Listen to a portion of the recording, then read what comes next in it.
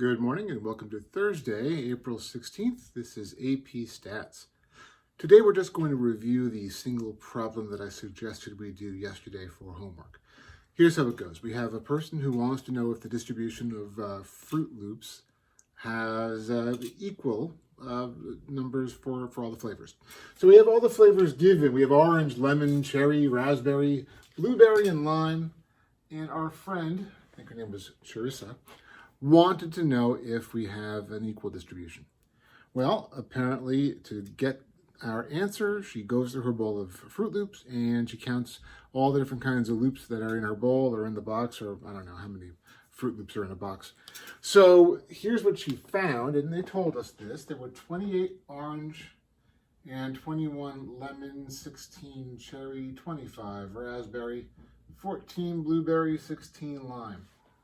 Obviously, we can see she had a lot more orange ones than she did blueberry, but as we remember from yesterday's M&M example, simply seeing a difference in the data is not enough to say that there's an actually statistically significant difference in the population. This time, let's start off with our statements. The null is that all the flavors are equally distributed. So I'm going to see basically the same number of each flavor throughout the distribution. The alternate is that not all the flavors are equally distributed, and we'd see that by a statistically significant difference along the way. Let's check our conditions. The first condition we're used to doing is the simple random sample. We can say, in this case, assume that the box of Fruit Loops is random. I think it's a pretty safe assumption that at the plant, the boxes of cereal are stuffed randomly. Then there's the 10% rule. What do we have to assume here? Well, how many Fruit Loops were counted? 120. Okay, so there's 120 Fruit Loops counted. Does the population of Fruit Loops exceed 1,200 individual Fruit Loops?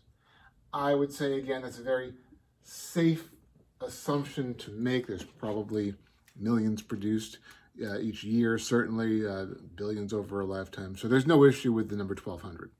Okay. Then we have to check the expected counts rule. Are all expected values at least 5? Well, we don't actually know what they are yet, but they're not hard to find. There were 120 Fruit Loops counted. The question is, are they equally distributed? Well, gee, that's not too hard to do. There are 6 flavors, and there were 120 Fruit Loops counted, so what's 120 divided by 6? That's right, 20. Unlike the M&M's distribution, where they all had their own individual numbers we expected to see, this time, since we're finding out if they were equally distributed, they're all the same expected number.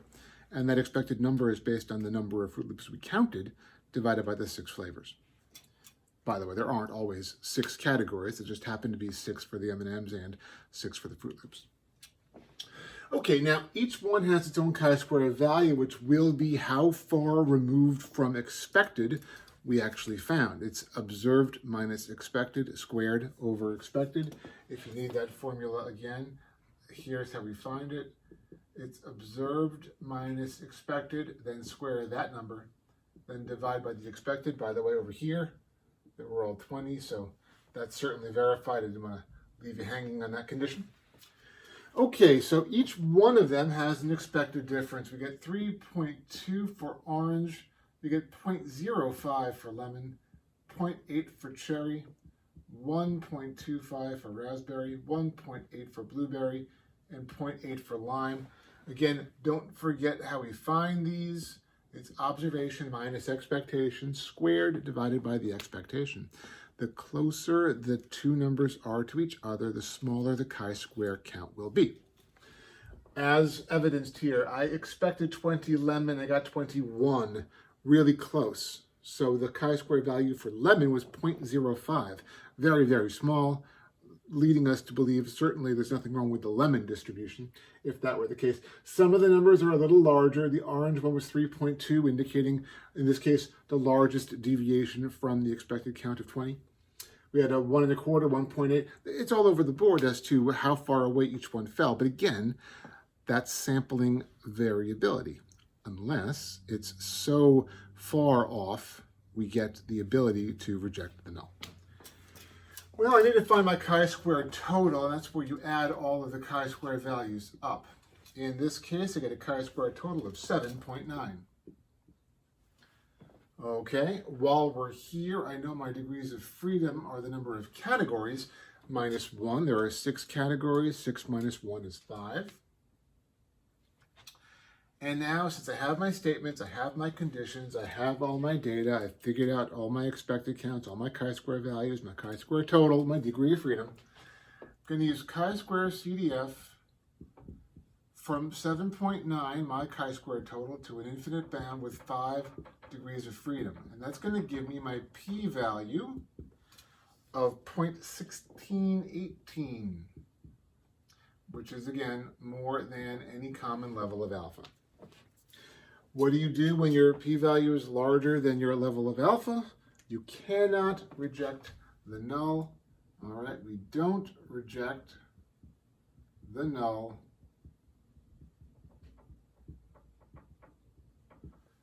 that all flavors are equally distributed.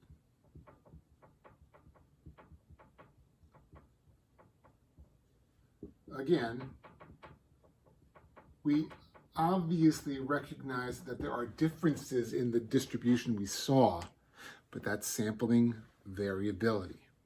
Not going to be perfect. But it wasn't so far from the expected that we can say there's something different here, and clearly they produce more orange than they do lemon or something like that. That's not going to happen here. If it did, if we were able to reject the null, we do want to say specifically why. We call that follow-up analysis. On this question, there was no follow-up analysis required. We didn't reject the null.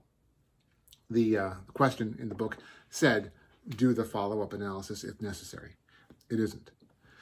If it were necessary because we were able to reject the null, that's when you want to say, hey, the reason we rejected the null, the biggest contributing factor to this rejection is the orange flavor because it has the largest chi-square value. Again, I'm not doing that right now because I didn't reject the null. The data was not significant enough to allow me to reject. Okay, I am going to show you real quick how to do this work on the calculator. So we have on our calculator lots of different fun functions. The one we're going to use here is called the ChiSquare GOF test. GOF stands for goodness of fit. To do it, though, we have to start off this way. In your calculator, list 1 and list 2, you want to enter the observations in list 1 and the expected counts in list 2. So far, so good. So list 1, I have 28, 21, 16, 25, 14, 16.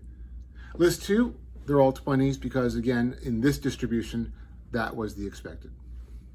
Okay, go to Stat and Tests. If you go up, because it's faster, the ChiSquare GOF test on the newer calculators is choice D.